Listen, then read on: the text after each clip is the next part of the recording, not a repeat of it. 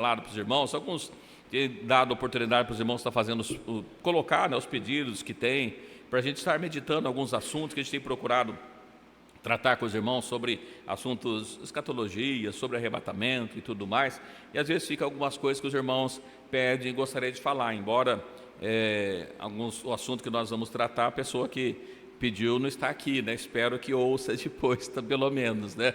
E às vezes, irmãos, algumas coisas que é tratado, foi perguntado, olha, pastor, gostaria que falasse sobre o véu, né? Não sobre o uso do véu, que a gente sabe, mas como é que a gente descarta isso?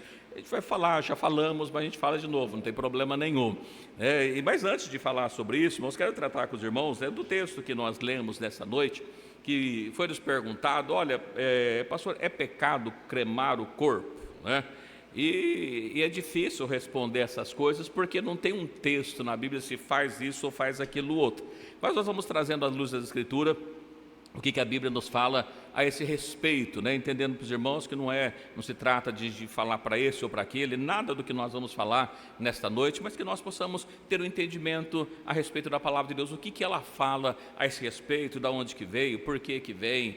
Muitas vezes a gente não sabe a origem das coisas, né? Então a gente precisa conhecer um pouquinho, como diz a palavra de Deus, errais não conhecendo as Escrituras e nem o poder de Deus. Então nós vamos conhecer as Escrituras, conhecer o poder de Deus, conhecer as demais coisas também. Nós falamos a respeito, né, das bestas que é mencionado, é necessário, aqui há entendimento, então precisa de entendimento, precisa de conhecimento bíblico, histórico, para que a gente possa entender.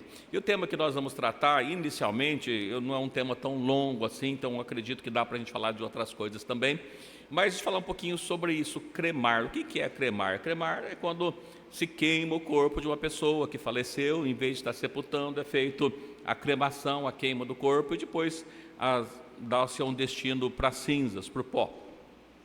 E muitas vezes, irmãos, gera bastante confusão, porque é difícil a gente entender, não é mencionado, creio que não é o assunto muito falado, porque não vai atrapalhar tanto na salvação dos vivos, porque quando queimado é só o vivo que queima o que já morreu, né? Às vezes acontece de um vivo queimar o seu próprio corpo, né? A Bíblia inclusive fala de alguém que fez isso aqui. Mas nós vamos estar tratando então esse respeito. Bom, o que é isso, de onde que vem? Não sei se o irmão sabe, mas existem muitas culturas antigas, de povos muito antigos, vikings, bárbaros antigos, que eles tinham o costume de fazer isso, não fazer o sepultamento, mas de queimar os corpos, alguns por uma crença que queimando o corpo, como os índios, né, faz as fogueiras para queimar, que as fumaças levavam os espíritos para os deuses, para os olímpicos, e tinha essas culturas, e muitas culturas viking, outras tantas.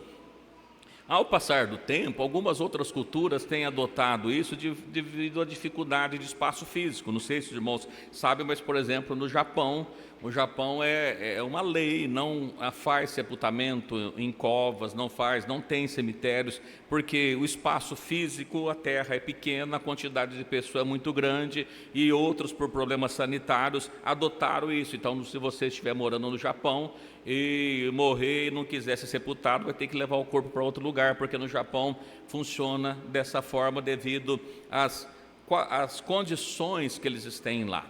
Mas tirando essas coisas, né, de onde que vem isso, fora essas nações, o que foi que aconteceu? Irmãos, só fazer um breve histórico, né, nós vamos estar lendo a palavra de Deus, mas com a ressurreição de Cristo, né, na época do Império Romano, uma das maneiras que eles tinham de tentar impedir a propagação do Evangelho foi queimando os corpos das pessoas. Por quê? A propagação do Evangelho surgiu, os irmãos todos conhecem a respeito do Império Romano, e Cristo morreu, Cristo ressuscitou, e a pregação do Evangelho consiste exatamente da mesma forma que Cristo ressuscitou, os salvos ressuscitarão novamente. Então, procurando tirar o foco dos cristãos à época, os romanos começaram a queimar os corpos, porque dizia o seguinte: olha, se Cristo ressuscitou, foi lá, usou o mesmo corpo, e a gente queimando o corpo dele, não acredita mais na ressurreição, porque como é que vai ressuscitar, já que não existe corpos? Então, dessa forma surgiu a grande expansão, né, que começou no mundo na época dos cristãos em Roma, foi imposta pelo governo romano, exatamente de uma das formas formas de tentar impedir a expansão da propagação do Evangelho. Então, essa é uma das coisas que surgiram. Mas, a gente trazendo para os nossos dias atuais, os irmãos conhecem, houve o tempo da pandemia, alguns países, por dificuldades, andou adotando essa prática também, ainda que não seja o cotidiano deles. Mas a gente precisa enxergar, então, o que é pecado, né? A Bíblia nos fala a respeito do pecado. Alguém sabe me dizer o que é pecado segundo o conceito bíblico? Oi? Todo tipo de desobediência. Todo tipo de desobediência, né? Então, tudo que a gente desobedece à palavra de Deus é pecado. E há coisas que é pecado e há coisas que a Bíblia fala, olha, não chega a ser um pecado, às vezes é embaraço, outras coisas não. Como é que a gente classifica essas coisas? Então, a gente olhando para a palavra de Deus, nós encontramos algumas coisas que Deus dá para nós, o seguinte, isso vocês têm que fazer. E quando Deus manda a gente fazer e a gente não faz, nós estamos desobedecendo, estamos em pecado. Quando Deus fala que é para nós não fazermos e nós fazemos, nós incorremos e desobediência se torna pecado. Mas e aquilo que não é dito, nem que sim e nem que não, né? E esse é um dos casos, é o que nós vamos ver, o que a Bíblia, os casos que existem na Bíblia, às vezes alguém tem alguma dificuldade pelo texto que nós lemos assim, e no livro de Gênesis, foi o primeiro texto que nós lemos dessa noite, vamos ler, nem todos estavam aqui. Eu vou seguir a minha folha, irmãos, que é os textos bíblicos, mas é que eu posso rabiscar, que minha Bíblia já está rabiscada, né? Mas os irmãos acompanham pela Bíblia, eu vou utilizar essa aqui, tá bom? Mas os irmãos acompanham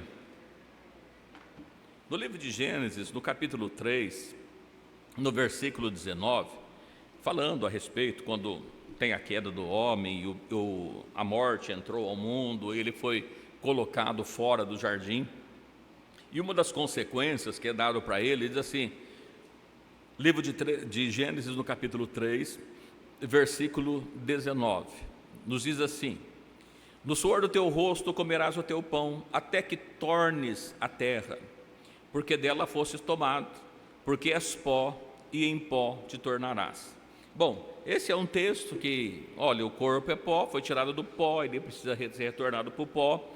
E então muitas pessoas dizem, olha, não, então precisa voltar para o pó. O problema também é que nos dias que nós vivemos aqui no Brasil, não sei se todas as cidades, mas pegando o caso de Ribeirão Preto especificamente, e muitas das cidades, né, o sepultamento não é mais na terra. Por que o sepultamento não é mais na terra? Porque quando o corpo é desfeito, né, o chorume que é desfeito, isso é chamado de chorume, ele penetra pela terra e contamina o lençol freático, o lençol de água. Então, adotando-se esses lugares, o sepultamento já não é diretamente na terra. Raríssimas exceções, não é na terra mais.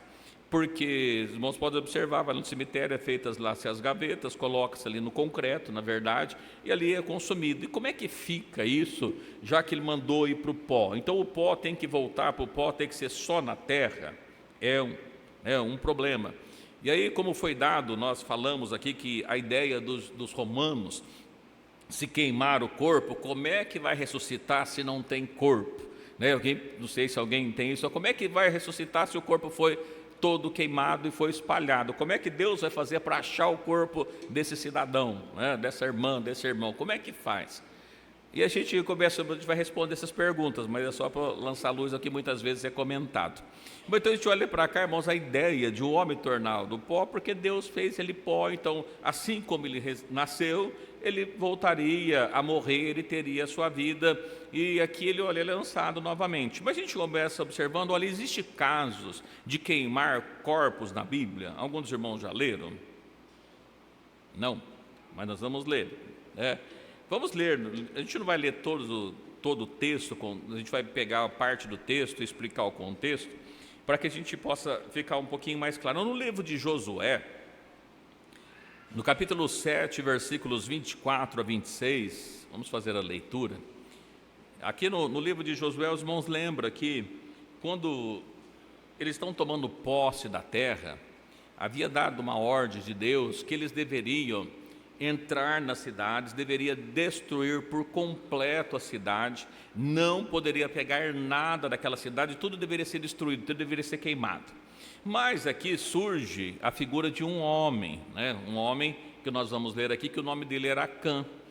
E quando é feito, né, a destruição ali de Jericó, eles vencem com facilidade a batalha, não tem muita dificuldade, Deus dá vitória para eles, mas a próxima cidade que eles vão combater, que é a cidade de Ai, é uma cidade pequena. Então eles dizem assim: olha, para que a gente vai enviar todos os soldados? Poupe, a gente vai com um grupo pequeno e nós vamos ter a vitória. E quando eles vão, para que possam conquistar a cidade de Ai, o que acontece? Eles perdem a batalha, precisa fugir. Os soldados voltam e Josué então se lamenta com Deus, porque, Senhor, o que está acontecendo? Né? O Senhor nos deu, mandou ir, o que as nações vão pensar do Senhor, do teu povo, porque perdemos a batalha. E aí ele vai falar com Deus, e Deus assim: olha, tenho iníquo, teve pecado, alguém aí no meio de vocês pecaram, não cumpriu o que foi dito na palavra. A hora que nós falamos pecado, o que era o pecado? Era para destruir tudo. E eles, ou melhor, ele, Acã, encontra, né, uma capa babilônica, encontra aqui uns outros pertences, e ele acha interessante aquilo, ele pensa: para que eu vou destruir isso? O que ele faz com esses pertences? Ele pega, traz, esconde no meio da tenda, na onde que ele morava, ninguém sabia do que estava acontecendo. E aí Josué, clamando a Deus, é lançado sorte sobre o povo e cai sobre Acã, e descobre o que havia acontecido. Então só que estou contextualizando o que nós estamos falando, que momento é esse aqui que nós encontramos. E aí, o que Deus manda fazer com Acã é o texto que nós vamos ler aqui. No livro de Josué, no capítulo 24, eu vou ler 24, os irmãos lêem 25 e 26, por dois motivos, né, para mim descansar e para os irmãos não cansarem de ouvir eu falando e nem os irmãos dormirem por aí. E como a gente sempre faz, todas as quintas-feiras, se em algum texto que nós lemos ficar alguma dúvida, irmão, não deixe para o final, já levanta a mão, pergunta, e a gente vai procurando esclarecer as dúvidas a esse respeito. E as pessoas que estão pela internet, não tem jeito de respondermos ao vivo, né? Mas deixe as perguntas e na medida do possível responderemos. E aqui o texto diz assim, Josué capítulo 7, versículo 24. Então Josué e todo Israel com ele tomaram a Acã, filho de Zerá, e a prata, e a capa, a cunha de ouro, e seus filhos e suas filhas, seus bois, seus jumentos, suas ovelhas, sua tenda, tudo quanto tinha, e levaram aos vales de Arcor. Verso 25, pode ler, irmão, irmã. E disse Josué: por que nos perturbaste?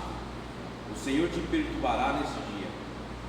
E todo Israel o apedrejou, e os queimaram a fogo depois de apedrejados. E levantaram sobre ele um grande montão de pedras, até o dia de hoje.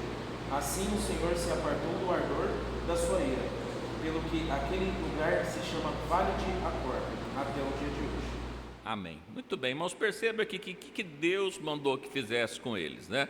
Olha, pegou tudo que ele tinha, diz a prata, a capa, cunha de ouro, filhos, filhas, bois, jumento, ovelha, sua tenda, tudo que ele tinha, tudo que tinha, Deus mandou que tirasse para fora, colocasse no Vale de Arcor, né, que foi chamado depois, ficou chamado de Vale de Arcor, e diz que mandou que apedrejasse e queimasse ele com toda a sua família, com todo o seu gado, com todo o seu rebanho, com tudo que ele possuía, porque ele havia desobedecido a Deus. Só dizia, olha, há aqui na palavra de Deus esse texto que foi dado, porém, como nós lemos aqui, nesse caso específico, né, é por causa de uma punição para ele e para toda a sua família, foi o que aconteceu. Então foram queimados e foram apedrejados.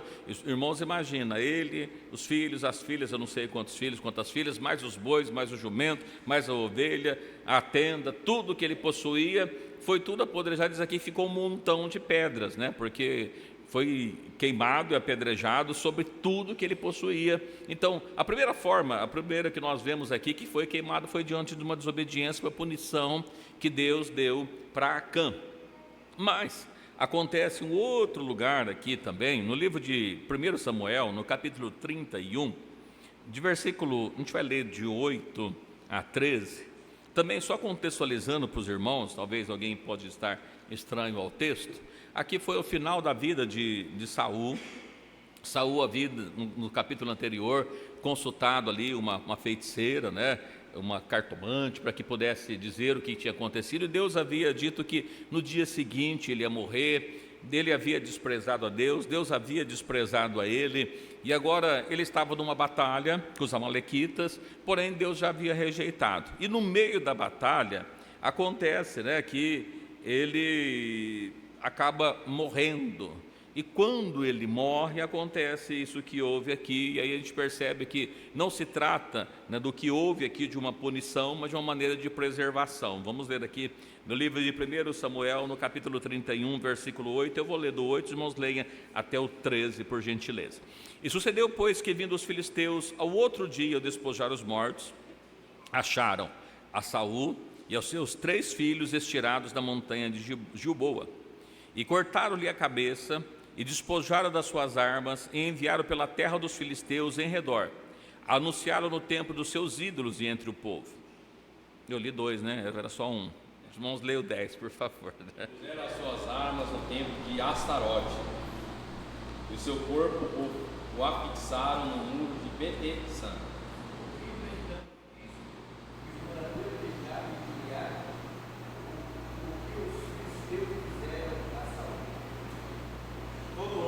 Valoroso se levantou, e caminharam toda a noite, e tiraram o corpo de Saul e os corpos de seus filhos do muro, de Bet-San, e vindo a Jabes, os queimaram. Tornaram seus ossos e os sepultaram debaixo de um arvoredo, em Jabes, e jejuaram 7 dias.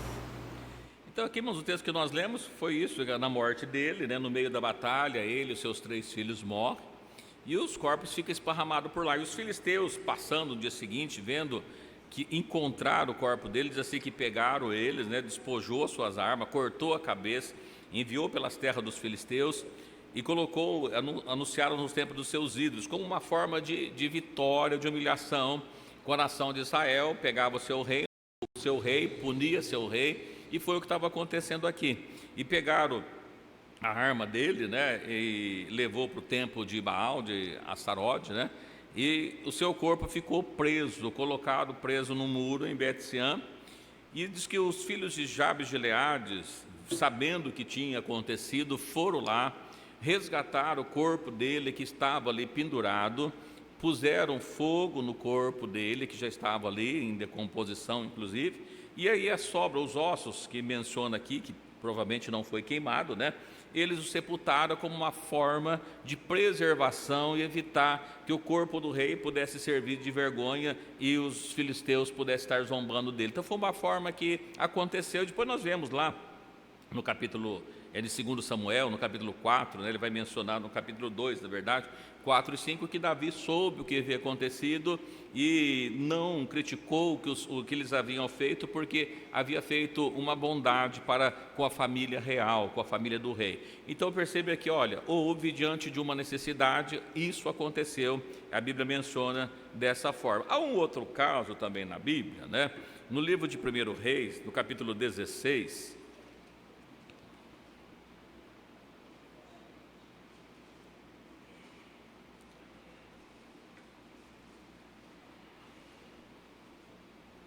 Primeiro Reis, capítulo 16, a gente vai ler do versículo 18.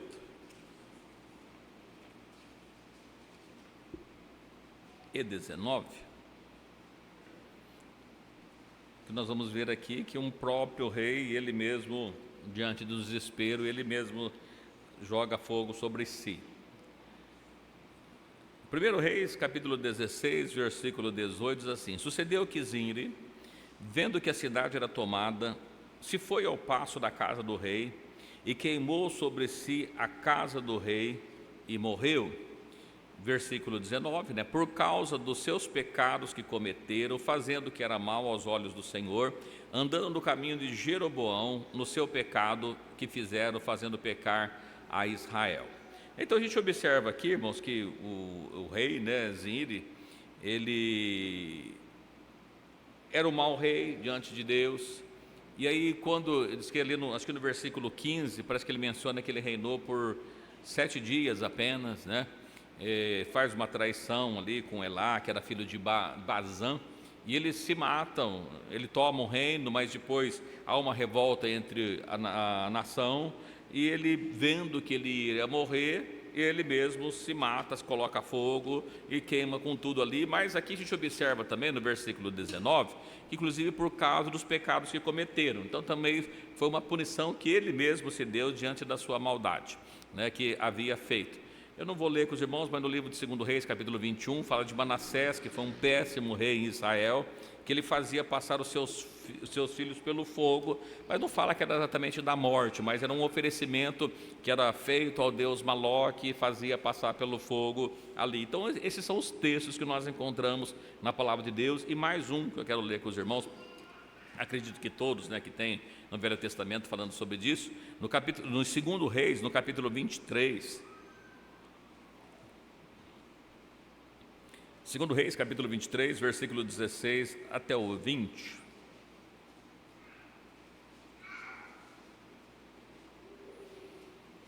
Aqui nós vamos encontrar, né, o rei Josias, que os irmãos conhecem, foi um grande rei em Israel, né, de Judá. Na verdade, já havia sido dividido, né, as nações, e ele foi o último rei bom de Judá, que Deus foi com ele, que ele abençoou. Ele vai tratando aqui, que ele começa fazendo uma restauração. Ele encontra o livro da lei, no capítulo 23, inicialmente, ele encontra o livro da lei, é feita a restauração do templo, é retirado do templo que seu antecessor, se não me engano, Manassés, né, mesmo, havia profanado o templo, feito altares no templo de Deus, e ele vai restaurando todas essas coisas. E aqui no versículo 16, que a gente menciona, ele vai falando que ele vai também, né, vai concluindo a parte da restauração do que havia acontecido lá atrás, quando Jeroboão assume o reino, que ele cria um altar. O homem de Deus havia falado contra aquele altar que ele havia feito. Só contextualizando para os irmãos também, por que ele faz um altar ali? Ele faz um altar para que as pessoas não vão mais para Jerusalém, e aí os povos começam, constituem, né, sacerdotes do povo que não era da tribo de Levi, evitando que as pessoas fossem a Jerusalém para que pudesse fazer adoração a Deus. E ali tem uma profecia, Deus levanta um profeta que vai, profetiza contra aquele altar, e agora, nesse período, é que se cumpre a profecia lá de trás, do período do primeiro rei, do reino dividido, que foi Jeroboão, né? Então ele vai dizendo assim, olha, e virando-se Josias, viu as sepulturas que estavam ali no monte, e enviou e tomou os ossos da sepultura, e os queimou sobre aquele altar, e assim profanou conforme a palavra do Senhor, que apregoara o homem de Deus quando apregoou essas palavras. Irmãos, pode ler do 17 até o 20, por favor? E os homens das cidades lhe disseram: é a sepultura do homem de Deus, que veio de Judá, e apregou-o e estas coisas que fizestes contra este altar de Betel. E disse: deixai-o estar, ninguém mexa nos seus ossos. Assim deixaram estar os seus ossos, com os ossos do profeta, que viera de Samaria. Demais disso também, Josias tirou todas as casas dos altos que havia na cidade de Samaria, e que os reis de Israel tinham feito para provocarem a ira do Senhor, e lhes fez conforme todos os atos que tinha feito em Betel. 20.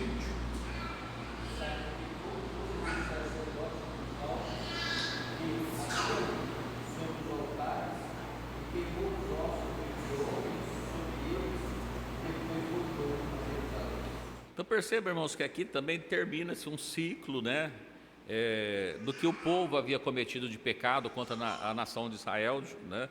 E ele menciona que Josias, restaurando todas as coisas, ele sobe ao altar, ele pega os ossos dos que estavam sepultados ali, ele queima sobre aquele altar que havia sido edificado, o sacerdote, todos os homens que estavam ali mortos, ele queima sobre o altar, profana o altar, destrói o altar, e ele volta para Jerusalém. Porém, que a gente percebe que aqui que é uma forma de punição que havia dado. E aí no versículo 17 e 18, a gente veja que havia um monumento ali, que era a sepultura do homem de Deus que havia vindo de Judá, que havia pregado contra aquele altar, né? E aí diz que estava ali junto com os ossos do profeta que vieram de Samaria. Esses dois ele deixa ali sepultado, eles não retira e não queima sobre o altar. Queimou sobre todos aqueles que haviam profanado as ordens de Deus. Então também uma forma de acabar com todo o restante da família, o que havia restado. Então é isso que a gente encontra na Bíblia, né? É falado a esse respeito. Bom, o que a gente encontra então? Olha, como é que a Bíblia fala que deve ser feito? Ela não fala, né? Então esse é o primeiro ponto. Mas o que a gente encontra sobre sepultamentos na Bíblia, né? Vamos ler aqui um texto no livro de Abraão, não, no livro de Gênesis, falando de Abraão, né? No livro de Gênesis, no livro de Abraão não tem ainda, eu acho, né? Nunca li o livro de Abraão, né? Mas no livro de Gênesis, no capítulo 25, versículos 8 e 9, falando a respeito de Abraão, o que foi que fizeram com ele.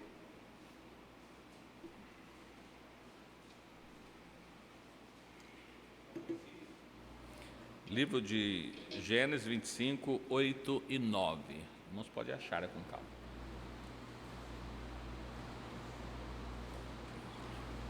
O livro de Gênesis 25, 8. Eu vou ler o 8 e alguém de coragem lê o 9 para nós, tá? E Abraão expirou e morreu em boa velhice, velho e farto de dias, e foi congregando ao seu povo. Isaque e Ismael, seus filhos, sepultaram-no na cova de Macpela, no campo de Efron, filho de Zoar, Eteu, que estava em frente de Mamre. Amém. Então aqui sobre a morte de Abraão, os irmãos lembrar um pouquinho, voltar um pouquinho para trás, vai ver que esse campo ele foi comprado por Abraão quando Sara morreu. Ele queria uma terra para sepultar a sua esposa e ofereceram para ele: não, pode usar lá o campo, pode sepultar o seu morto. Ele falou assim: não, eu quero pagar, eu quero comprar, eu faço questão. Mas eu acho as coisas tão interessantes, porque a gente observa hoje no mundo evangélico, os irmãos, eles gostam muito sempre de receber, né? Ele falou: não, eu faço questão de pagar, eu não quero as coisas dadas, né? Então, me dá o preço que eu vou te pagar por ele. Eu falo isso porque quando a gente fala a respeito do rei Davi, que ele havia contado o povo, a ira de Deus se acendeu sobre o povo, e ele vai para que possa oferecer um sacrifício a Deus, né?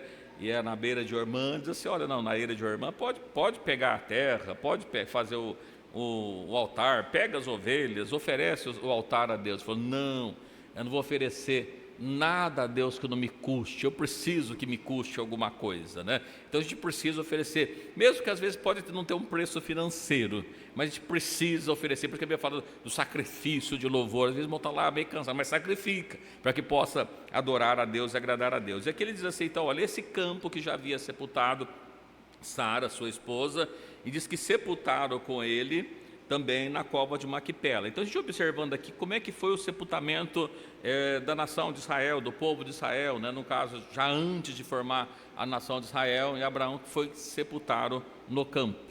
Alguém que disse: olha, isso aqui pode ser que não era bem na terra, às vezes era no meio da rocha, eu não sei, mas o que a Bíblia menciona é que foi sepultado no campo de Macpela, onde já havia sepultado Sara, e onde posteriormente ainda sepultou outros da sua família ali também, né?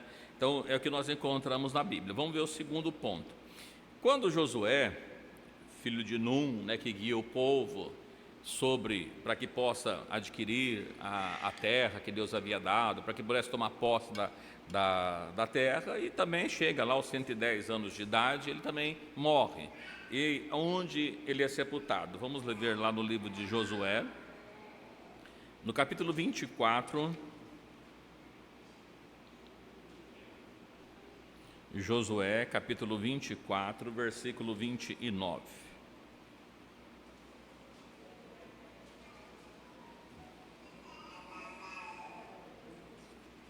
29 e 30, né? Senão a gente não vai entender.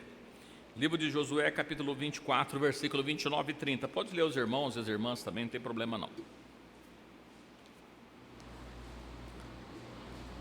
Depois dessas coisas sucedeu que Josué, filho de Num, servo do Senhor, faleceu com a idade de 110 anos.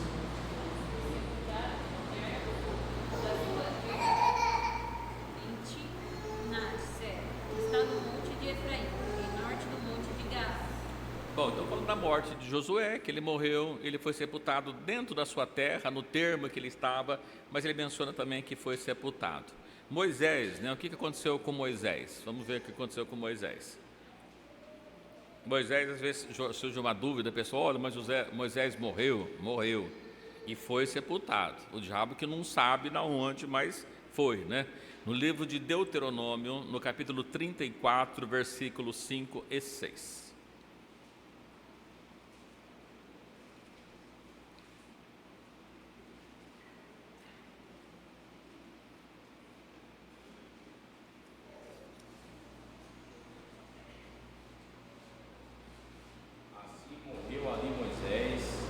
Servo do Senhor na terra de Moabe, conforme a palavra do Senhor.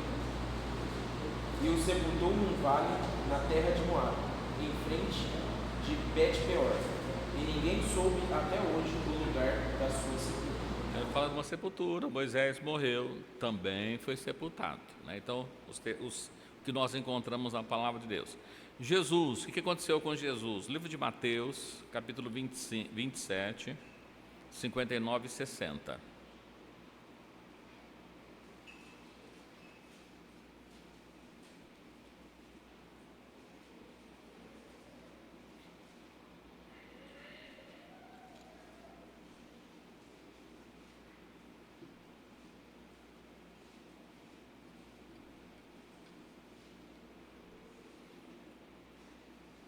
Livro de Mateus, capítulo 27, versículos 59 e 60. Os irmãos podem ler, por favor?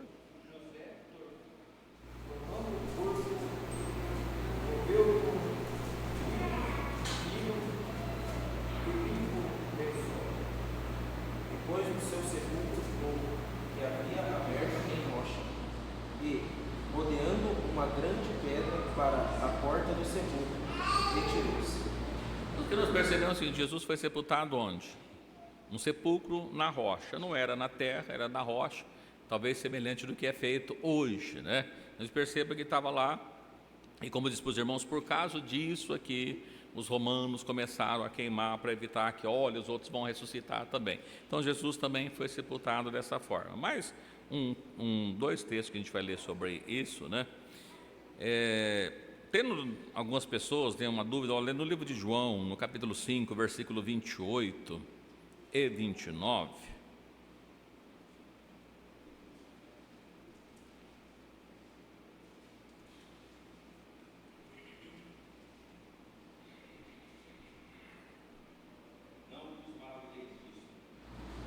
porque vem a hora em que todos os que estão nos sepulcros ouvirão a sua voz. E os que fizeram o bem sairão para a ressurreição da vida, e os que fizeram o mal para a ressurreição da condenação. Bom, com base nesses textos, a pessoa vê, olha, está vendo, precisa ser sepultado no sepulcro, porque para a ressurreição, os sepulcros vão ser abertos e as pessoas saem do sepulcro. A gente observa por cá. Mas eu faço uma pergunta para os irmãos também. Imagina alguém que foi sepultado há 2000 anos atrás. O que os irmãos acham que tem no sepulcro?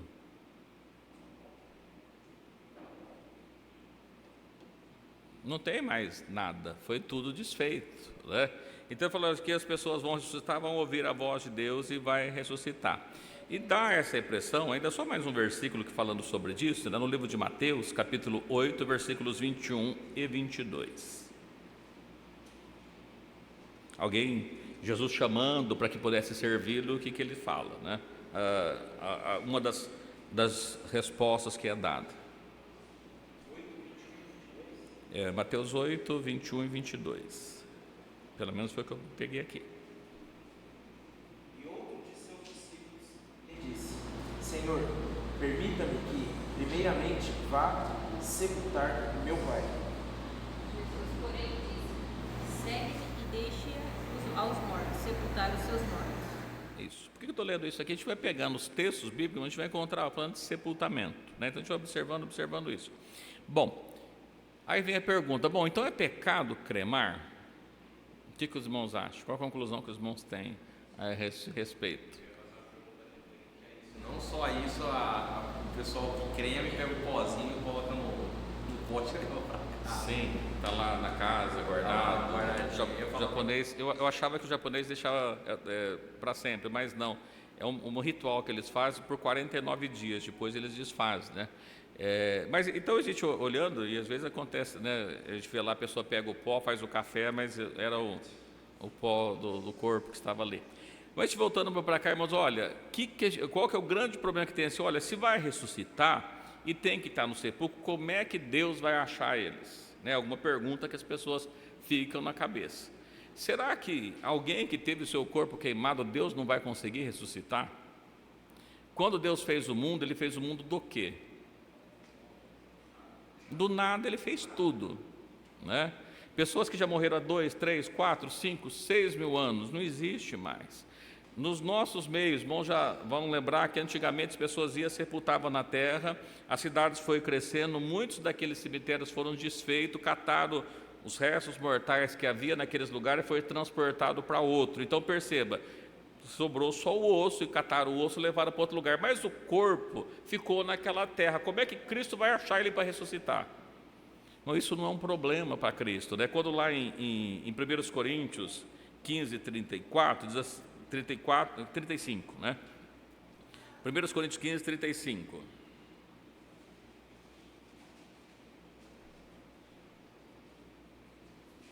Mas alguém dirá: como ressuscitarão os mortos? E com que corpo virão? E agora, como é que faz? Como é que eles vão ressuscitar? Não tem mais corpo. O corpo foi queimado, foi desfeito. A diferença, quando ele é queimado, é que ele antecipa o processo. A gente olhando para a palavra de Deus, o mais comum, aliás, o comum que nós vemos entre a nação de Israel, o que nós vemos entre o Novo Testamento, era o sepultamento. Então, assim, a gente se perguntasse, olha, o que deveria fazer? A gente olhando biblicamente, é mais aconselhável que seja sepultado, né? Por quê? E se foi queimado, não vai ressuscitar? Irmãos, imagina, por exemplo, aquelas pessoas que morreram no dia 11 de setembro nos Estados Unidos, que houve aquela explosão naquele prédio, morreu tudo aquele monte de gente. Como é que eles vão ressuscitar? Onde está o corpo deles? Os irmãos lembram uns anos atrás que quando teve um acidente com um avião em Guarulhos, né? Acho que foi em Guarulhos, em Congonhas, né? Que houve um avião da TAM, que ele pegou fogo, as pessoas morreram dentro do avião queimados. Como é que eles vão ressuscitar? As pessoas que morreram, os cristãos que morreram nas arenas, devorados pelas feras, comeram o corpo dele. Como é que ele vai ressuscitar? De onde que vai vir o corpo dele? A Igreja Católica, os irmãos que estudaram, da Santa Inquisição, o que era feito contra os cristãos, aqueles que eram contra a Igreja Católica, eles chamados de hereges, e a forma de punição para aqueles que eram contra a Igreja, colocavam fogo nele, que os irmãos lembram aqui, fala da história de Nero, que o jardim da casa de Nero era iluminado com os corpos dos cristãos. Então a gente fala, olha, não é porque a pessoa foi cremada que ele não pode ressuscitar. Então se perguntar assim, irmãos, é pecado? A Bíblia não fala que é pecado. Ela diz que é para fazer assim, ou quer dizer, não fala. Então quando a gente diz, mas o que é o mais comum? O mais comum é o sepultamento. Então o que é aconselhável? Irmão, se Jesus fez dessa forma, a Bíblia nos fala dessa forma, o mais aconselhável é que seja dessa forma. Eu não sei se é mais barato, né? Hoje está mais difícil morrer do que viver, né? Morrer custa caro, né? Então, para viver o governo paga, para morrer não paga, né? Então, a gente observa assim, olha, tratando do tema, eu li todos esses textos para dizer para os irmãos o seguinte, olha, para Cristo ressuscitar não tem problema nenhum. A gente não pode afirmar que é pecado, porque nós não temos nenhuma base bíblica dizendo que isso é pecado. O que nós vemos é que, normalmente, as pessoas que eram punidas sofriam esse tipo de morte, ou de sepultamento, ou o que era feito do corpo dele. Os demais casos, normalmente, a gente vê que as pessoas eram sepultadas. Então, olha, o que é mais comum, o que deve ser feito?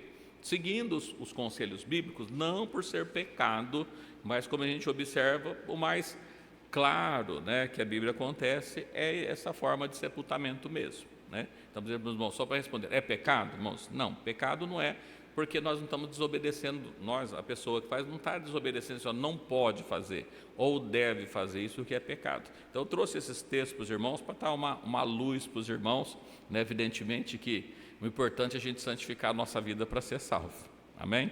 Então os irmãos perguntam, a gente responde, as perguntas mais difíceis, né? E eu quero tratar de outro assunto. A irmã me perguntou também, o que deve ser feito com o véu, né? Antigo, o véu velho, fica velho, é tecido, ele está lá amarelinho, rasgando, como é que se descarta ele, né? Então eu quero só fazer umas ponderações aqui para os irmãos, para a gente dar uma verificada do que a Bíblia fala, aliás ele não fala, mas que a gente possa entender algumas coisas. Primeiro, né? Existe, os irmãos já devem ter visto em alguns lugares, que véus de cores diferentes de branco. Por que o véu das irmãs é branco? Por causa do significado mesmo. A Bíblia não fala que o véu tem que ser branco, né? Não é isso. Lá em 1 Coríntios, que ele é tratado a respeito do véu, mas a gente vai observando o seguinte, vai ter muitos textos que nós encontramos na Bíblia falando sobre cor, sobre cor não, falando sobre branco, que ele é sem mágoa, sem ruga. Quando a gente vê a multidão de Apocalipse, as multidões estão trajando vestes de que cor? Branca. Cristo quer apresentar uma igreja sem ruga, sem mancha. Então, por isso, né, além, né, os irmãos oraram, buscaram, Deus mostrou em visão para a irmã o porte, a maneira que deveria ser, e foi confirmado, inclusive, a questão do branco, né, porque imagina uma branca, outro preto, outro vermelho, outro cinza, né, então não é isso, é a igreja, a noiva do Cordeiro. Lá atrás tinha-se um padrão de noiva. Qual que era o padrão de noiva? Que cor que era o vestido da noiva? Branco. Hoje depende, né? Hoje pode ser qualquer cor. Mas antigamente era branco, né? Porque significava que era pureza, a noiva era pura, né? Hoje já não é tanto assim, né? Então não tem muito problema. Mas, então essa questão do padrão.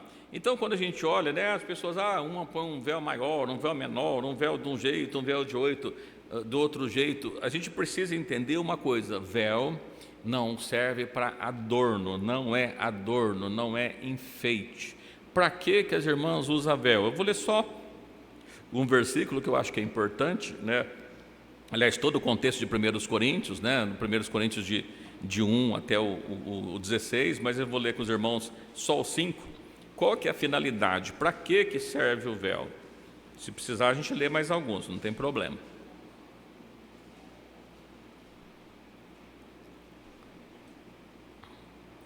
Livro de 1 Coríntios, no capítulo 11, versículo 5, diz assim: mas toda mulher que ora ou profetiza com a cabeça descoberta desonra a sua própria cabeça, porque é como se estivesse rapada. Evidentemente, a gente não vai fazer um estudo sobre o véu, mas o que a gente faz com ele. Bom, primeiro, irmãos, para que serve o véu? O texto bíblico nos fala que ele serve para quê? A mulher não pode ter a cabeça descoberta, ele serve para cobrir. Mas ela deve cobrir quando? Quando ela vai orar, quando vai profetizar, quando está na presença de Deus. É para isso que serve o véu. Então, já com base nisso, a gente vê assim, olha, irmãos, as irmãs, o véu que as irmãs usam não é santo, não é? Santo, as coisas lá do Velho Testamento, eles eram ungidas, consagradas. Então lá você tinha o cálice que o sacerdote utilizava, você tinha a mesa de bronze, você tinha os utensílios, a cortina, tudo aquilo era santo, porque ele era consagrado a Deus, ali no Velho Testamento, né? Então que representava o tabernáculo e o templo. O que eles simbolizavam? A gente não falamos disso ainda com os irmãos, né? Ele simbolizavam o corpo de Cristo, irmãos. O templo, né? Já trazia a figura de Cristo. Então, assim, tudo era santificado, tudo era santo, porque ele apontava para Cristo. o templo, o tabernáculo, todas as coisas que estavam ali, era tudo representando Cristo, a arca do concerto, que aponta para Cristo, tudo está uma figura apontando para Cristo. A gente não vai falar disso hoje, que não dá tempo, eu teria que abrir um parêntese bem grande aqui. Mas tudo apontava para Cristo, então as coisas eram santas. Hoje, os santos é que faz. Então, assim, o véu da irmã é um tecido que é comprado numa loja, que é cortado, que é costurado, não é trazido no altar, orado pelo tecido, colocado um óleo no tecido para que ele se torne santo. Não, é um tecido. Mas as irmãs, a serva de Deus, usa para quê? Para estar na presença de Deus. No versículo 10 de 1 Coríntios 11, o que diz lá? Eu estou com a Bíblia fechada, alguém lê para mim? Acho que é 10 mesmo. Deve ter sobre a cabeça um sinal de poderio por causa dos santos. Perceba, o véu é um sinal de poder. As santas mulheres usam para orar e para profetizar. Então, se ele não é santo, ele não deve ser adorado, mas ele deve ser conservado. Não é porque ele é santo, então, que a gente relaxa e faz dele de qualquer... É só um tecido. Não, ele é um sinal de poder que as mulheres, servas de Deus, usam para estar na presença de Deus. E Deus dá autoridade para a mulher poder usar quando ele está na presença de Deus. Então não é um tecido qualquer também para você fazer de qualquer maneira. Por exemplo, às vezes a irmã está aqui, vai lá para o banheiro e sai, vai lá com o véu. Ela não vai orar nem profetizar no banheiro, muito provavelmente não. A pessoa sai lá para a rua para atender o celular e está lá falando com o véu na cabeça. Não é para isso, véu. Ou sai lá para fora e está brigando com o menino que está correndo para lá com o véu na cabeça. Isso, irmãos, é falta de respeito com alguma coisa que simboliza o poder de Deus, que dá autoridade para a mulher, mas não que é santo. Pois sim. Uma observação referente a isso, a minha mãe, ela acompanha a live, ela pode até confirmar depois, no início da fé, lá na cidade de Guarulhos, o pai dos meus irmãos, ele era uma pessoa que blasfemava contra o evangelho. E ele chegou do serviço uma certa vez, ele pegou o véu da minha mãe, amarrou e saiu correndo pelo quintal. Aí, uns dias depois, ele pegou e foi mexer numa máquina, estava desligada, de repente a máquina tinha uma serra, a máquina quase cortou o braço dele fora. Cortou até um certo ponto aqui, a ponto que tem que socorrer ele, por conta da rebeldia, né? Querer zombar das coisas de Deus. Zombar das coisas de Deus. Irmãos, as coisas de Deus é santa. Eu falo para os irmãos, lembra? Lá, Nadab e Abiú, eles estavam com incensário, eles eram sacerdote, eles serviam a Deus, e eles morreram por uma questão tão boba, não é? Por que eles morreram? Eles acenderam o incensário não era para ser aceso? Era, mas com que fogo? Do altar, não tocar fogo. Então perceba que o que aconteceu? Causou a morte dele. Então assim, a gente precisa tomar cuidado com essas coisas. Então assim, olha, irmãos, o véu não é para ser adorado, olha, um símbolo de adoração, não, de forma nenhuma, mas é uma maneira que a irmã tem de estar na presença de Deus. Então quando a gente olha, muitas vezes a gente percebe, né? O véu não é lenço, né? A irmã está lá chorando e cata o véu, enxuga, escorre o nariz, já dá uma aproveitadinha, já passa ali. Irmãos, é sinal de poder, não é para isso. Não é para isso que serve o véu, né?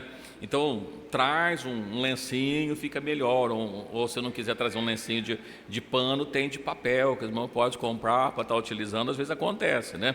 Então, não é no véu. É a questão de lavar, tomar cuidado no lavar separado, não junto com as outras coisas, que é um sinal de poder, então de respeito, né? Foi falar de cobrir a cabeça, né? Irmãos, às vezes a pessoa vai lá e coloca o véu no meio da cabeça. Não é, o véu é para cobrir o cabelo, ele tem que estar aqui cobrindo todo o cabelo. E aí, já foi falado, às vezes as irmãs fazem lá um penteado, está com um negócio aqui, um coque, né? E às vezes coloca aqui, fica com aquele negócio aqui em cima, né? Fica estranho, né? É pecado, mas não é pecado, mas é esquisito, né? Então a gente, com as coisas de Deus, a gente precisa ter reverência, né? Então a gente vai observando, é a mesma coisa, né? Você vai entrar na presença de Deus, vai de qualquer jeito. Não, olha, não é bem assim, a gente precisa tomar um cuidado. Se para entrar na presença do juiz você precisa tomar cuidado, respeito, e não pode entrar de qualquer forma, na presença do rei, muito menos, né? Cobrir a cabeça, levar sempre na bolsa. E aí, uma das coisas que me perguntaram, olha, e quando a pessoa morre, ele precisa ser enterrada com o véu? O que os irmãos me respondem? No texto que nós lemos, para que serve o véu? Orar e profetizar. Os irmãos acham que o defunto vai orar? Se o defunto levantar para orar, não é defunto mais.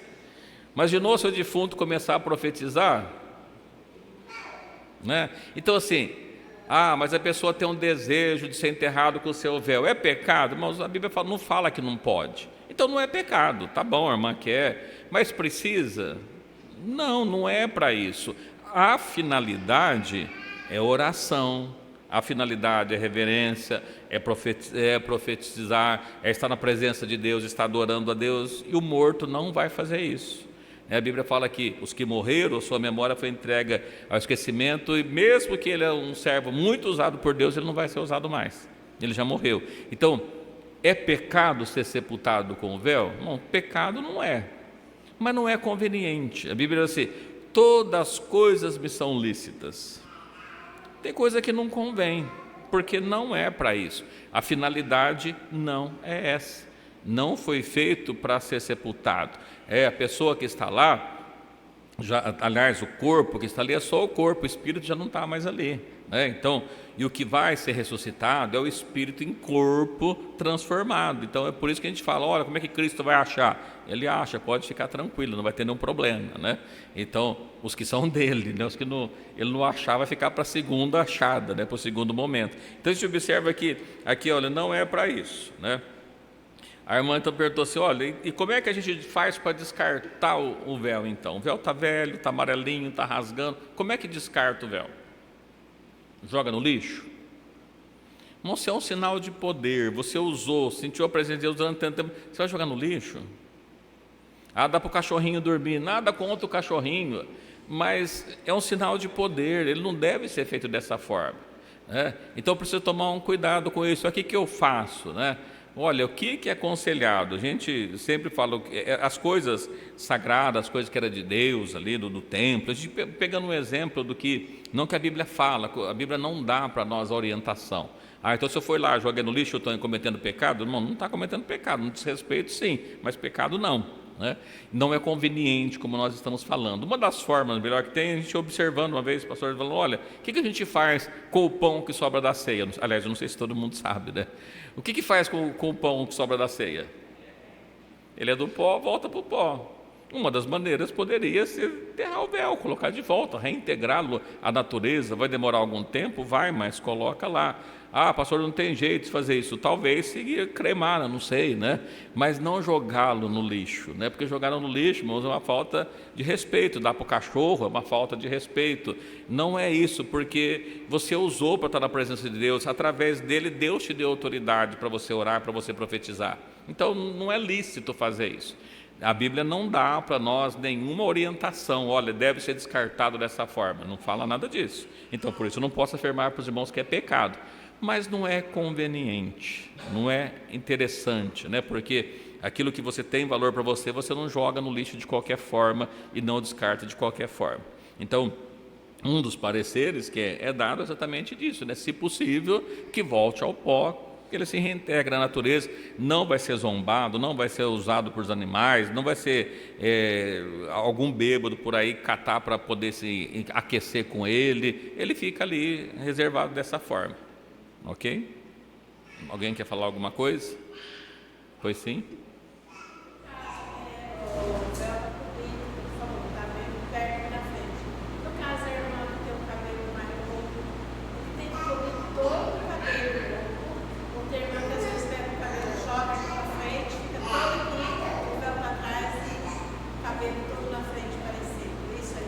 Pois é, né? Quem fala com a cabeça descoberta, desonra a sua própria cabeça, com uma espécie rapada, a gente observa essa questão do cabelo, né?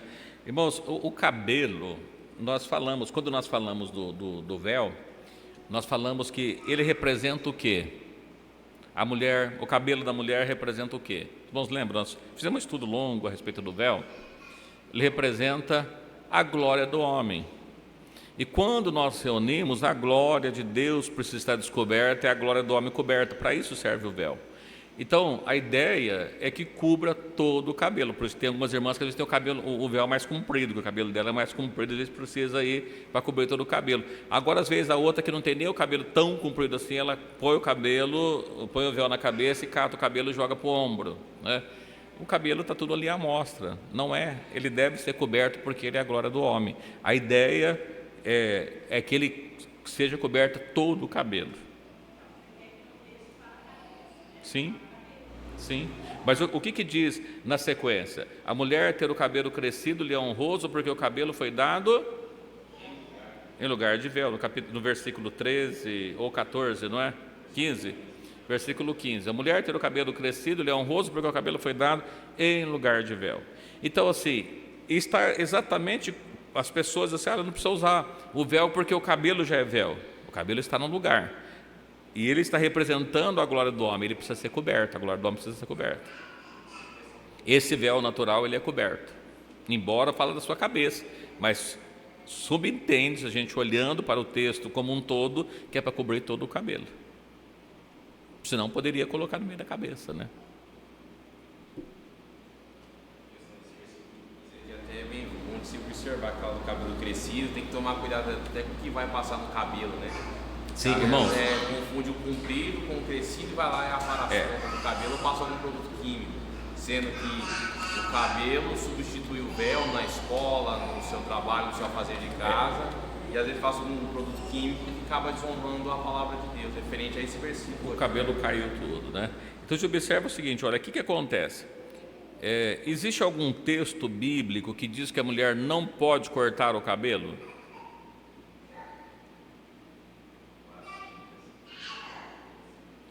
Existe. Aí, esse versículo, 1 Coríntios 11, 15, o que ele está escrito aí?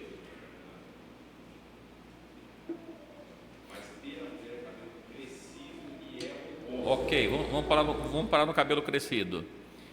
Cabelo crescido não é cabelo comprido, necessariamente. Porque tem muitas pessoas que o cabelo dele nunca vai ser comprido. Afrodescendentes, por exemplo. O cabelo nunca vai ficar comprido. Mas o que é crescido? Você deixou ele crescer. Se eu corto a ponta do cabelo, meu cabelo está crescido? Às vezes ele está comprido, mas não crescido. O crescido é ele deixar ele crescer, até onde ele crescer. Então, mas a Bíblia não fala que não pode cortar o cabelo. Não fala, mas ele fala que tem que ser crescido. Se você conseguir deixar o cabelo crescido cortando ele, ok. Mas a partir do momento que você corta, ele não é crescido mais. E aí você está desonrando a sua própria cabeça. É isso que diz o texto, né? Então, pastor, mas não está escrito que não pode cortar. Claro que não, mas está falando que tem que ser crescido. Só nós entendermos o texto. Se você pegar a palavra crescido, é crescido, né? Se ele crescer 2 centímetros, aquele lá é o crescido. Irmãos, veja, porque se a Bíblia falasse, algumas Bíblias já mudaram, que diz assim, o cabelo comprido. Perceba aquela mulher que o cabelo dela não vai ser comprido nunca. Coitada, ela está com a cabeça desonrada. Não é isso que diz o texto. O texto original é o cabelo crescido. Então, a partir do momento que eu cortei a ponta do cabelo, ele pode até estar comprido, mas não crescido. A Bíblia fala crescido. É isso que diz aqui. Então, a palavra de Deus. Esse é o padrão. Então, mas eu cortei só a ponta do cabelo. Pois você desonrou sua cabeça. E é pecado? Sim. Lembra, o que nós falamos que era o conceito do pecado no começo do culto? Aquilo que a Bíblia fala para você fazer e você não faz, você peca. Aquilo que a Bíblia fala para você não fazer e você faz, você peca. Então é pecado? É pecado. E aquele que está em pecado vai para o céu? Não. É o texto, irmãos, né? Então assim, pastor, mas se for assim, então pouca gente. Pois é, perguntaram para Jesus, Senhor, são muitos que se salvam? E Jesus fez a conta, olhou para eles assim, toma conta da sua salvação, né? Em outras palavras, cuida de você. Você fica olhando para o outro, você vai para o inferno. Não está escrito desse jeito, mas é o que significa, né? Porfiar e por entrar pela porta estreita, é porque muitos procuraram entrar e não vai conseguir. Então observa que assim, eu posso deixar o cabelo, cortar a ponta. Se cortar a ponta, ele não está crescido mais, né? Desobediente. Olha, e pintar o cabelo? que a Bíblia fala sobre isso? Eu não peguei os textos, mas assim, olha, nenhum de vós pode tornar o fio do seu cabelo branco ou preto. É Deus que faz. A gente não pode mudar nada. Quando a gente olha para a palavra de Deus, eu até peguei um texto aqui, deixa eu ver se eu acho ele fácil aqui, que ele diz que assim, vós sois filhas de Sara. É 1 Pedro, capítulo 3, 6, mas não precisa ler, mas assim, como Sara obedecia a Abraão, chamando-lhe de Senhor, da qual vós sois filhas, fazendo bem e não temendo nenhum espanto. Vós sois filhas de Sara. Quando a gente olha para a palavra de Deus, em toda a Bíblia, a gente vai achar uma mulher que se pintava. Quem que era ela? Qual que é a mulher que a Bíblia fala que ela se pintava? Jezabel. No livro de... Eu peguei só um versículo também para a gente ver, né? No livro de 2 Reis, capítulo 9, versículo 30. Olha o que ela faz até para morrer.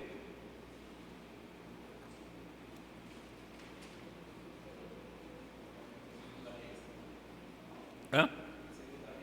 9:30.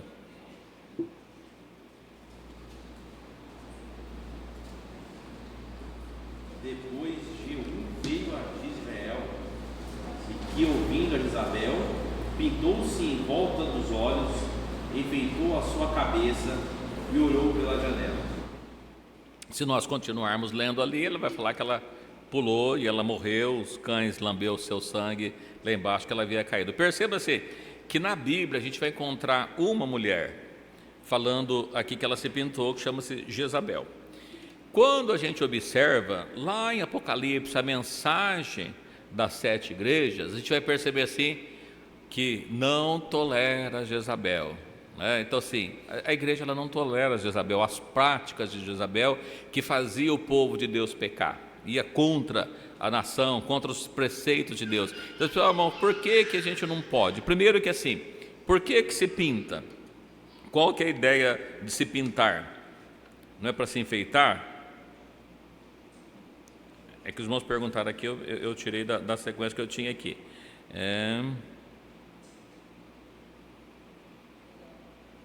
1 Pedro, capítulo 3, verso 2 e 3.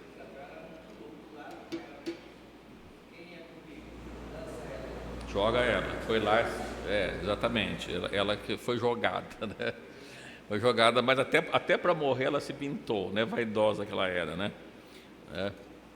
No livro de 1 Pedro, no capítulo 3, verso 2, 2 e 3, vamos ler, né? Considerando a vossa vida casta em temor. O enfeite delas não seja o exterior, no frisado dos cabelos, no uso de joias de ouro e na compostura dos vestidos. Bom, perceba aqui que 1 Pedro está falando a respeito das mulheres casta. O que é uma mulher casta? Pura, santa, né? Não é igual na Índia de casta, de camadas, não é isso, é de pura. Aí ele diz assim, o enfeite não seja no exterior. Tudo que a mulher, o homem também, faz para se enfeitar exteriormente é pecado, porque ele falou, o enfeite não seja no exterior. Perceba que a Bíblia fala assim, aquilo que é para fazer, faça, aquilo que não é, não. O que ele está dizendo? O enfeite não seja no exterior. Então, se a pessoa, mais do que isso, ela pode usar correntinha, brinco, não sei o que lá, diz assim, olha, qual que não deve se enfeitar, frisando os cabelos, cabelo liso, você enrola ele, e o contrário também é verdadeiro, se é enrolado você alisa, o processo é só inverso, mas é a mesma coisa, né? No uso de joia, irmão, a Bíblia fala assim, você não pode usar joia de ouro e bijuteria. Você não pode nem joia, você vai usar bijuteria, está falando nem mais, não pode, né? O enfeite não é compostura dos vestidos, ou seja, fazer vestido todos emperequetados, todo cheio, tem uns vestidos que parecem árvore de Natal, né? Os irmãos já viram? Conforme vai andando, vai brilhando assim, parece aquelas árvores de Natal, né? O enfeite não é isso, não é compostura, o enfeite tem que ser no interior, né? Ainda dentro desse sentido, né, no livro de 1 Timóteo, capítulo 2, verso 9, ele vai falando do traje também, né? E tem uma outra parte que ele fala que é muito interessante. 1 Timóteo, capítulo 2, verso 9 e 10, que diz assim: que do mesmo modo as mulheres se ataviem em traje honesto, se vistam em traje honesto. Aí eu também faço uma pergunta: os irmãos acham que existe roupa que não é honesta? Ou quem não é honesto que usa, não sei como é que fica a classificação. O que é uma roupa honesta? Recatada, que tem pudor, que não mostra o que não é para ser mostrado, né? Então, assim, traje honesto, com pudor, modéstia, ou seja, simplicidade. Aqui, irmãos, tem uma coisa muito interessante. Às vezes, hoje a gente quase não vê, mas antigamente a gente via muito mulheres com tranças, os cabelos trançados. Pode usar trança? Não. Por quê? Porque está escrito assim. Não. Uma vez meu irmão perguntou para você: pastor, mas por que não pode usar trança? Porque está escrito assim, ó, não com trança. Ah, mas por quê? Porque está falando não, eu não sei o porquê. Ele falou que não, é não, ué, né? Igual você, olha, não ultrapasse. Ah, por que não? Eu quero ultrapassar, deixa eu ver o que vai acontecer. Às vezes ele não volta, né? Então assim, não com trança. Ah, mas eu gosto de usar trança. Pois é, a Bíblia fala não com trança. Ah, mas tem algum motivo? Muito provavelmente tem algum motivo, que se eu falar vai ser o que eu penso, mas a Bíblia fala não. Se ele falou não, tá bom, não é? Sabe quando você fala para o seu filho assim: olha, não vai comer doce antes da janta, né? Ele vai lá e come. Por que não? Porque o pai falou que não. Vai fazer mal? Eu não sei, mas ele falou que não, então não come, né? No mínimo, por ser um pai justo, ele vai ser castigado, né? Não com trança, ouro, pérolas, vestidos preciosos, mas como fazem, olha que interessante, versículo 10, mas como convém às mulheres que fazem profissão de servir a Deus com boas obras. As mulheres que servem a Deus, faz profissão de servir Ele com boas obras, ele não usa traje desonesto, sem pudor, cheio de aparatos, tranças, ouro, pérola, essas coisas todas. Então perceba, irmãos, que é isso que diz a palavra de Deus, né? E aí, aproveitando, a gente não tem muito tempo, mas assim, olha, e qual que é o tamanho? Existe algum texto na Bíblia que fala qual que é o comprimento das vestes? O pastor Wilson sempre dizia o seguinte: olha, imagina se você tivesse um guarda-roupa no céu, como é que ele seria? As visões que os irmãos têm, já tiveram, de anjos. Os irmãos já viram alguma anja de minissaia? Primeiro que anjo não tem sexo, né? Então não vai ver uma anja, né? Mas não tem de minissaia. Já viu de bermuda? Não. Nem a Igreja Católica, que reverencia os santos lá, quando fala da virgem deles, né? O que eles fazem? Toda recatada, não pode aparecer nem malemar a mão dela. Mas o que a Bíblia fala a esse respeito? Irmãos, os irmãos conhecem, mas só para a gente pegar alguns pontos que é muito importante. Quando a gente pega a palavra de Deus, a gente observar, eu falei para os irmãos lá como é que chama? Apocalipse, né? 7, ele vai falar que eles estavam trajando as vestes longas, ele menciona isso, mas só para a gente ver o que a Bíblia fala a respeito da veste. Irmãos, lembrando no livro de Gênesis, Deus fez o homem, Adão, Eva.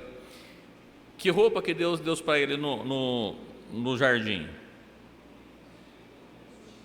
Primeiro, nenhuma, né? Inicialmente, sem pecado, podia estar na presença de Deus nu, não tinha problema nenhum. Veio o pecado, desobedeceram a Deus. Aí, né, no capítulo 3 de Gênesis, que eles comeram, Gênesis capítulo 3, versículo 7, Gênesis 3, 7.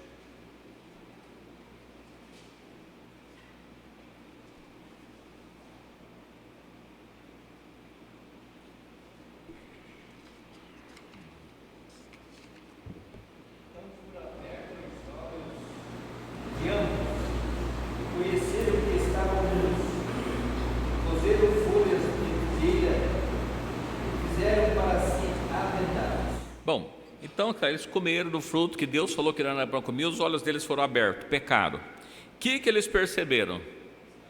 Estavam nus. Na próxima coisa que eles fazem, o que eles fazem? Eles cozeram. O que é cozeram? Não é cozinhar, irmãos. É costuraram. Essa palavra cozer Eu lembro quando era criança, ainda na cartilha tinha cozer era costura, né? Agora não tem mais, né? Acho que ainda está um pouco velho. Mas assim, cozeram folhas de figueira. Então, costuraram folhas de figueira, fizeram para si aventais. Beleza, resolveu o problema da nudez, não foi? Veja na sequência, versículo 8. E ouviram a voz do Senhor Deus que passava no jardim na viração do dia, e escondeu-se Adão e sua mulher da presença do Senhor entre árvores. Então o Senhor chamou o Senhor Deus a Adão e disse: onde estás? Versículo 10. Ele disse: ouvi a tua voz soar no jardim e temi, porque estava nu e escondi-me. Adão estava nu? Ele estava de avental, já tinha feito o avental. Mas quando ouviu a voz de Deus, falou que o avental não dá para ir para a presença de Deus, não, né? Essa aqui cobriu umas partes, mas o resto está tudo para fora, não dá para ir para a presença de Deus. O que Deus faz então? Você comeu, Senhor, foi a mulher, na sequência. Aí lá no versículo 22, no versículo 21, sem óculos parece 22, com óculos é 21. No versículo 21, que roupa Deus faz para eles?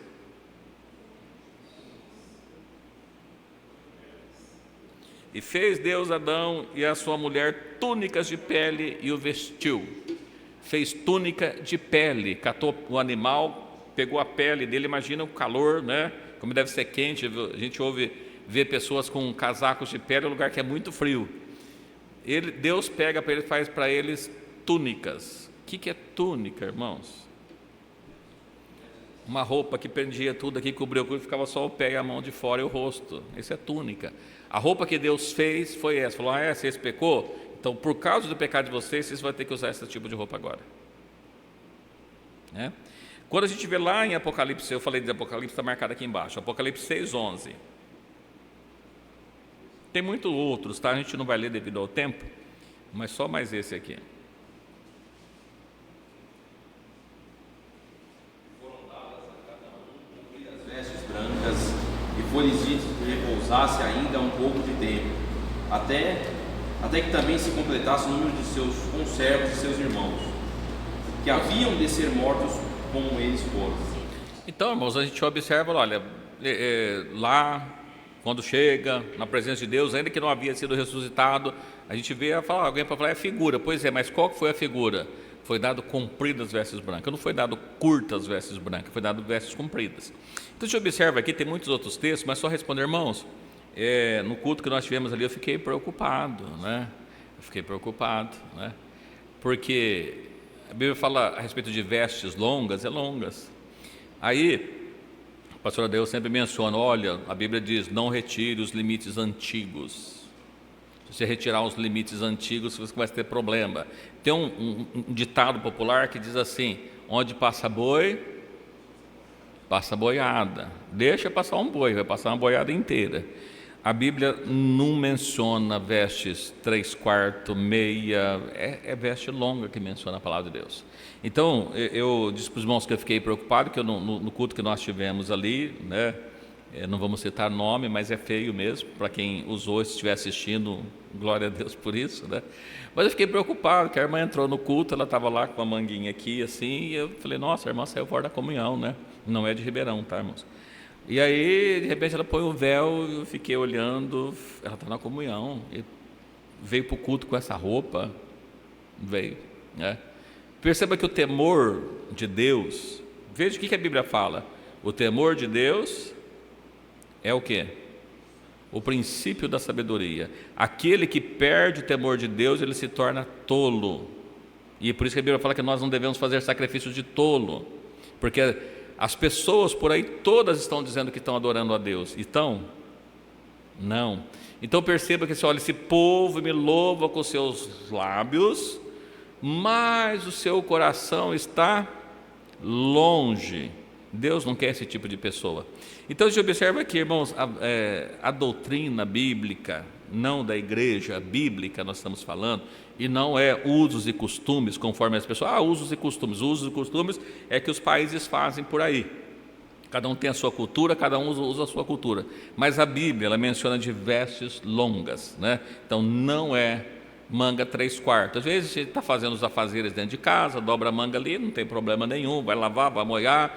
Aí a gente aproveita que já está ali mesmo, né? Às vezes a gente está com sai por ali, dobra a manga, está tudo bem, não tem problema nenhum, vai orar, desdobra a manga, vai falar, desdobra a manga, tudo bem. Mas aí já vem a ideia, olha, mas se eu já uso 3/4, chama isso, né? Se eu dobro a manga, por que eu já não ponho 3/4? É a mesma coisa, não é? Qual que é o problema da 3/4? Dá-se uma dobradinha e ela vira meia. A gente chama de meia, mas se você for na loja, está escrito manga curta, né? A gente fala, é meia, manga, está no meio do braço. Vai lá na loja, você vai ver, manga curta, é aqui já, né? Aí o que faz com a meia? Já que você está usando meia, qual é o problema de você arrancar? Né? Então as coisas vão passando e vai perdendo-se o temor de Deus, e a gente vai perdendo o poder de Deus na nossa vida, né? Então, os irmãos, eu digo que vai perdendo o temor, porque parece que agora o usual já não é manga longa, é manga 3/4. E aí, para ajudar, tem umas que eles vão pôr assim, que ela aperta aqui assim, né? E aqui, acho que como é que chama aquilo lá? É saia, saia manga, não sei. Aí, acho que é saia manga, né? Porque você levanta o braço, o que acontece com a manga? Vem aqui em cima, né? Então, assim, sabe, é a mesma coisa que você estivesse usando uma roupa, né? Uma roupa longa, um vestido longo, sei lá, e aí de repente é longa só na frente, atrás não tem, né? Mas qual que é a diferença? Não sabe, percebe que as coisas vão mudando. Então a mulher de Deus, o temor de Deus é o princípio da sabedoria. Quando nós entramos na casa de Deus, a gente tem que ter temor, porque nós estamos na presença de Deus. Veja que Adão e Eva, eles fizeram o avental, mas quando Deus fala, ixi, eu não posso ir na presença de Deus desse jeito não. E a gente observa que assim, Deus vem buscar um povo seu, esse povo seu que é zeloso e é especial de boas obras. Não é só um povo, é um povo seu. Mas o que Deus tem a ver com um pedaço de pano? Tudo, irmãos, é desobediência. E eu quero só terminar aproveitando mais uma questão que eu acho que é muito importante, que a gente tem observado muito, né? Que o passar do tempo, eu estava conversando com alguém esses dias, falando assim, olha, os louvores hoje, eles são muito mais louvores de autoajuda do que de adoração a Deus, né? Você é especial, né? Quem te deu a vida, Ele fez você, não fez outro igual, você é uma pessoa importante, e a pessoa vai crescendo o ego da pessoa. Joia rara, você é uma joia rara, né? Então, não importa o que você fez, Deus escolheu você. Você pode continuar pecando, mas Deus escolheu você. Aquilo vai massageando o ego. Mas o que a Bíblia fala a respeito de cânticos, né? A gente observa, eu não vou ler no Velho Testamento, porque nós como igreja vamos olhar para o Novo Testamento. Mas lá no Velho Testamento, vamos ver o que diz o Novo Testamento. No livro de Efésios, a gente vai terminar, irmão, só isso aqui. No livro de Efésios, no capítulo 5, versículo 19, o que ele fala quando nós estamos reunidos?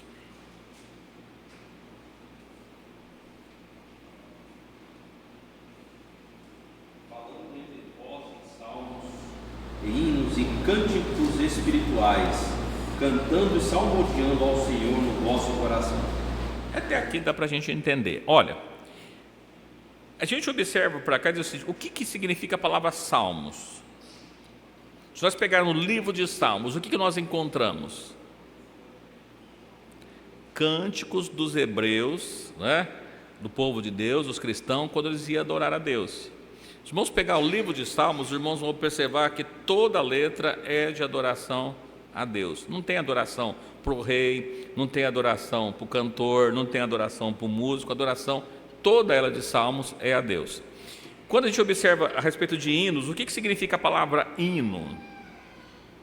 Hino significa canto solene em honra à pátria, temos os hinos, né, dos países aí, e dos seus defensores. Como a gente entregar para nós, um hino é um cântico em honra ao nosso defensor. Quem que é o nosso defensor? Então, o hino é um cântico de honra a Deus. Então, como é que eu sei que se eu estou cantando, estou honrando a Deus ou estou honrando o homem? Eu estou falando o quê? Qual que é a letra? Né? A gente pensar assim, olha, o que ele diz? Salmos hinos, cânticos espirituais. Qual que é a mensagem de um cântico espiritual? Mensagem espiritual. Ele não pode ser uma mensagem carnal. Come, ele tem que ser para Deus, né? Quando a gente pega na sequência assim, então precisa refletir nossos corações voltados para Deus. Louvar é falar bem, elogiar, agradecer, né? Então louvar a Deus é isso. Cantando, né? Então cantando, salmodiando. O que é cantando e salmodiando? Recitando os salmos, a glória que é dada para Deus. É isso que ele diz assim: ao Senhor no vosso coração. Perceba, irmãos, que os hinos, muitas vezes que existe hoje, né, é muito mais de glorificação ao ser humano do que a Deus. E nós, como igreja, precisamos tomar cuidado, porque a gente observa ver o que acontece. Existe hoje músicas gospel, samba, forró, axé, funk, até funk evangélico existe. É uma benção, imaginou, né? Os irmãos tudo lá do funk evangélico, né? Que glória tem para Deus isso? Todo louvor, toda honra, toda glória, toda adoração, irmãos, é sempre para Deus. Observa que no livro de Apocalipse, quando nós observamos que o anjo falando para João, revelando as coisas para João, João chega para prostrar diante do anjo. O que o anjo fala? Não faça isso não, eu sou teu conservo. Adora a Deus. O anjo não aceitou a adoração, a adoração é para Deus. Nós, como igreja de Deus, a adoração ela tem que ser para Deus, nunca para o homem. Nós estamos reunidos em nome do Senhor Jesus, para agradecer a Ele, para honrar Ele. Toda a honra tem que ser para Deus, né? Eu abordei alguns pontos aqui, sim.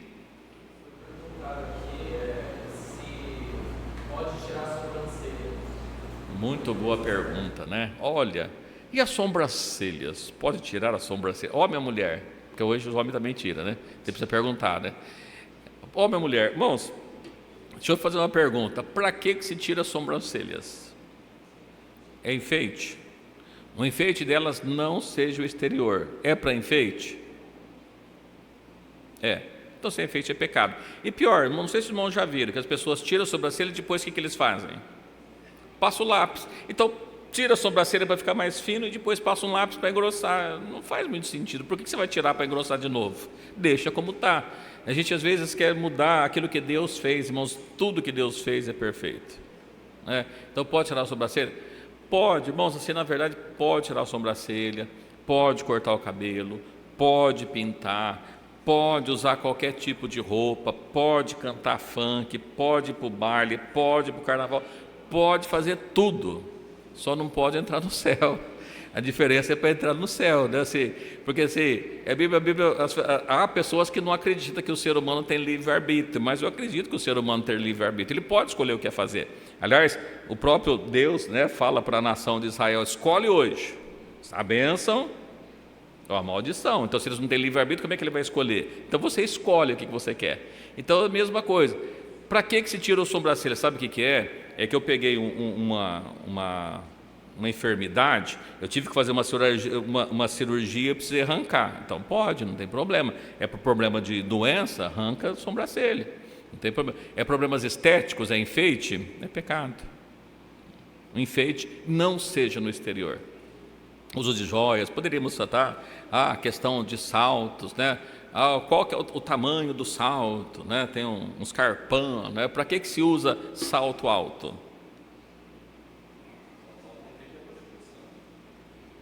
É para ficar mais sexy. Pode ver, irmãos, é sério, já falei sobre isso. Para a gente falar, a gente precisa ler. Eu li bastante revista feminina, sabia? Para entender por que se usa, por que se pinta. É para poder ficar mais sexy, tudo isso. A pintura, a sobrancelha, na unha, não sei no que lá, é tudo para ficar mais sexy, mais sensual. Se vocês não leram, bom, melhor não ler não, mas se você procurar revistas femininas para você ficar mais atraente, é isso que eles vão falar para você. Está com baixa autoestima, a autoestima está baixa, faz isso que vai melhorar a sua autoestima. Você vai passar pela rua, as pessoas vão virar o rosto para te admirar. O servo de Deus precisa ser admirado por Deus, não ser humano, pela carne, mas sempre para Deus. Amém? Mais alguma pergunta? Dentro do que nós falamos aqui, irmãos querem falar alguma coisa? Fique à vontade. É quase igual a um casamento, ou fale-se agora, ou fala depois, né? Não tem problema, né? Fala, o cala para sempre, não cala, né? Então pode falar depois, não tem problema nenhum. Mas nosso objetivo hoje, irmão, não foi exatamente isso, a gente pegar alguns temas que havia nos perguntado. Teve uma irmã que me pediu outro dia para falar sobre pecados da carne, se eu posso falar. Eu posso, né? Só a gente vê se fala num outro dia a esse respeito. Falou, porque tem muitos jovens que acessam as redes sociais, o Instagram, né? É bom para eles entender. A gente fala um pouquinho sobre isso também.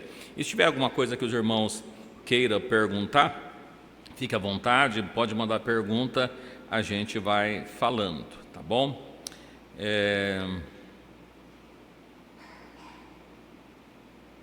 Amém, eu acho que é isso que a gente precisava tratar com os irmãos.